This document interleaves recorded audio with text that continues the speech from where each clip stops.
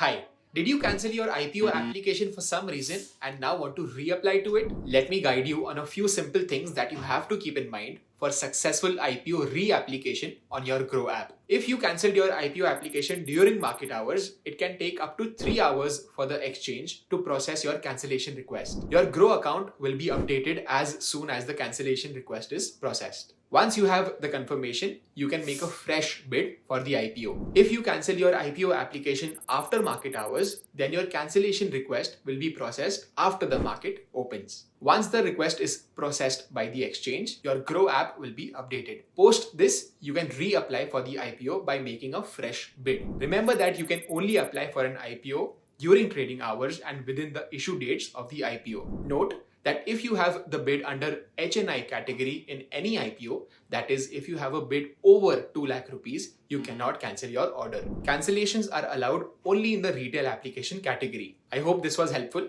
Bye. Investment in securities market are subject to market risks. Read all the related documents carefully before investing. Please read the risk disclosure documents carefully before investing in equity shares, derivatives, mutual fund, and or other instruments traded on the stock exchanges.